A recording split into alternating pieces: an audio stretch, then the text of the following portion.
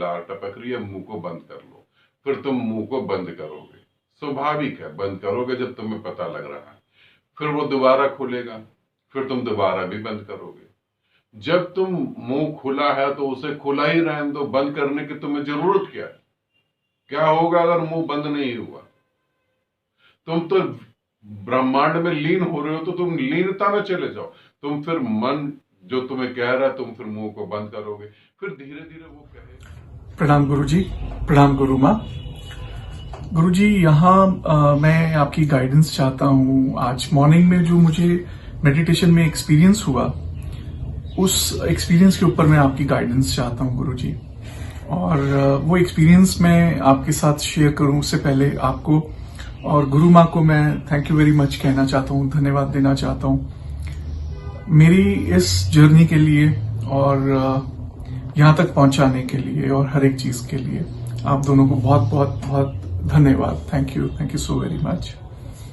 और गुरुजी, जहां तक आज के एक्सपीरियंस की बात है, मॉर्निंग जब मैंने आज अपना मेडिटेशन स्टार्ट किया नॉर्मल जैसे मैं करता हूं, तो मेडिटेशन के बाद शुरू करने के बहुत ही जल्दी मैं बहुत गहरे ध्यान में उतर गया था।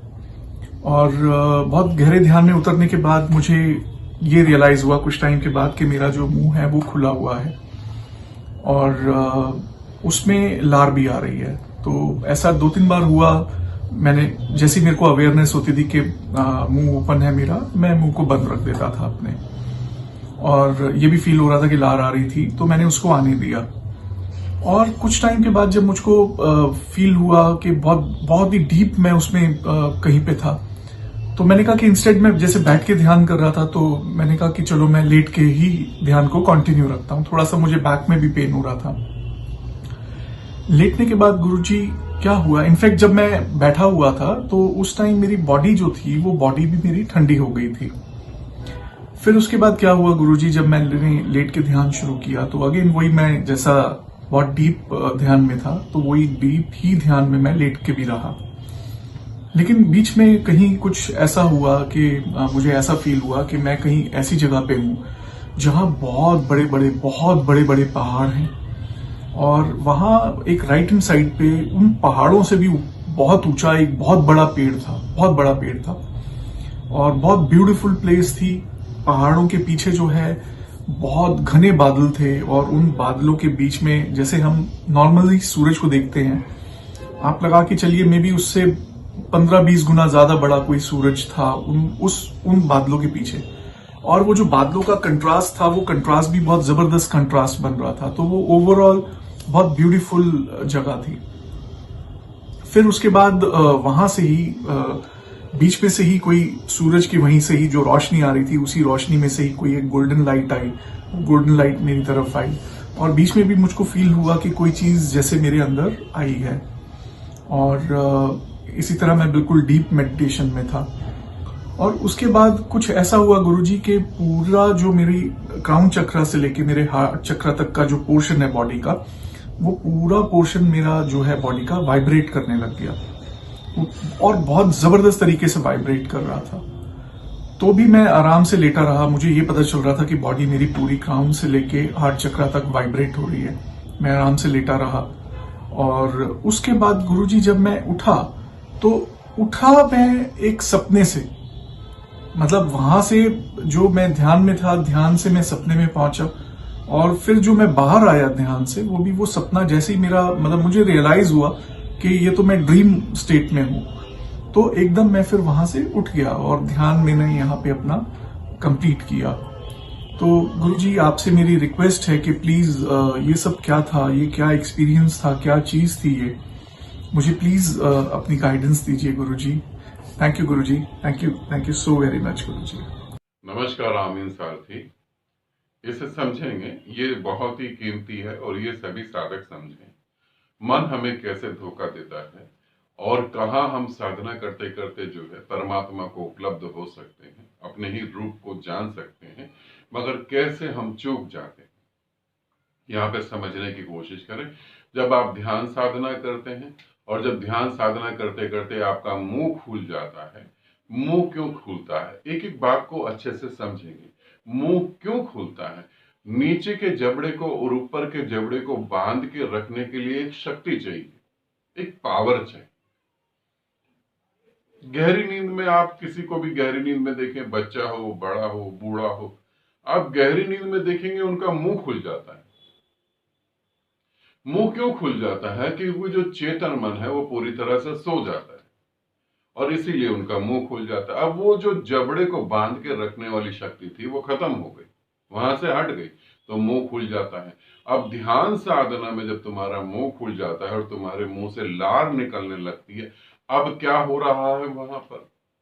ध्यान साधना में तुम सो तो नहीं रहे हो, तुम्हें आसपास का बोध भी है, मैं ध्यान कर रहा हूं ऐसा भी बोध है, मगर बहुत गहरी स्थिति में तुम्हारा मुंह खुल जाता है और लार बहने लगती है और गिरने लगती है।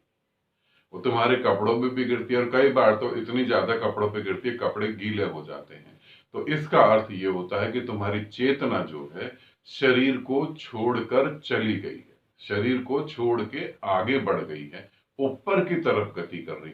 चेतना पूर्णता सो जाएगी तो भी जो है, यहां चेतना चेतन मन को कह रहा हूं, चेतन मन जब पूरी तरह सो जाएगा तब भी मुंह खुल जाएगा, और चेतन मन जब निराकार में लीन होने लगेगा तब भी मुंह खुल जाएगा। और जब मुंह खुलेगा तो तुम्हें ठंडक का एहसास होगा, तुम्हें शरीर महसूस होगा। अगर शरीर वहां महसूस होता है तुम्हें एक ठंडक का एहसास होगा और धीरे धीरे गहराई बढ़ने लगेगी। अब जब गहराई बढ़ने लगेगी, समझना तुम्हें ठंडक का एहसास हो रहा है, मुंह खुला हुआ है, तो मन तुम्हें याद दिलाएगा मुंह खुला है, मुंह से लार टपक रही है, मुंह को बंद कर लो। फिर तुम मुंह को बंद करोगे, स्वाभाविक है बंद करोगे जब तुम्हें पता लग रहा है। फिर वो दोबारा खुलेगा, फिर तुम दोबारा भी बंद करोगे। जब तुम मुंह खुला है तो उसे खुला ही रहने दो, बंद करने की तुम्हें जरूरत क्या है? क्या होगा अगर मुंह बंद नहीं हुआ?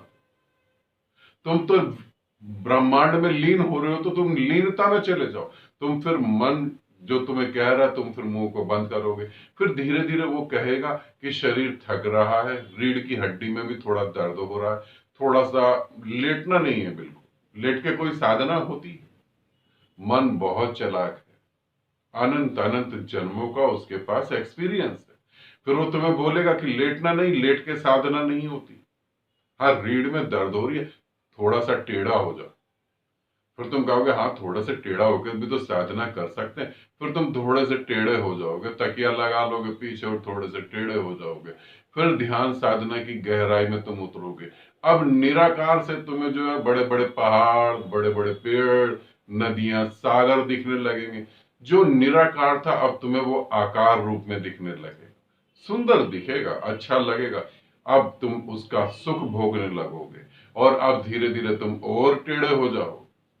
जैसे जैसे तुम्हें वो सुख भोगने को मिलेगा, तुम्हारा मन कहेगा थोड़ा सा तकिया है और खिसका दे, थोड़ा सा शरीर और खिसका, अरे बड़ा मजा आ रहा है।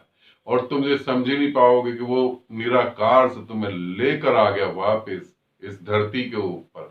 क्योंकि पहाड़, बड़े बड़े पेड़, सुंदर समुंदर, सुंदर नदियां, इसी धरती पे तो तुमने देखी है ना। कहीं आसमान में सुंदर पहाड़ तो नहीं देखे तुमने, ना आसमान में तुमने कहीं सुंदर नदियां देखी, ना आसमान में कोई बहुत बड़ा पेड़ लगा हुआ। तुमने जो देखा धरती पे ही, वो तुम्हें धरती पे वापस ले आया।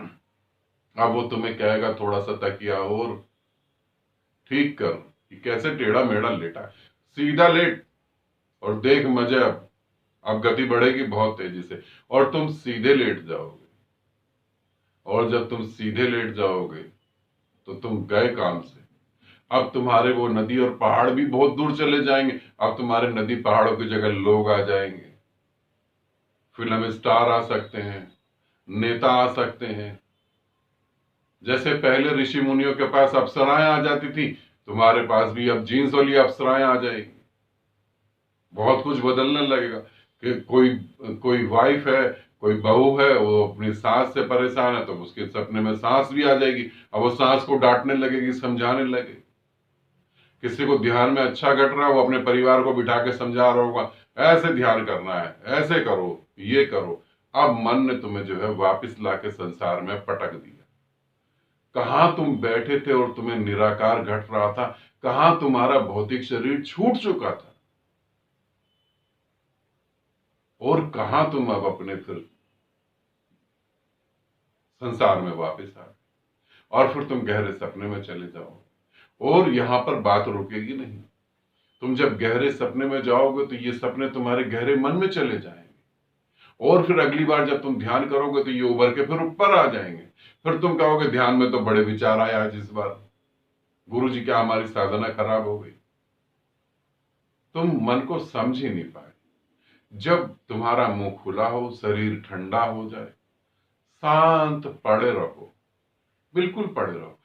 रीढ़ की हड्डी में दर्द हो रहा है, शरीर को झुकना होगा तो अपने आप झुक जाएगा। रीढ़ की हड्डी भी अभी तुम्हारे लिए जीवित है, इसीलिए तुम्हें दर्द महसूस हो रहा है।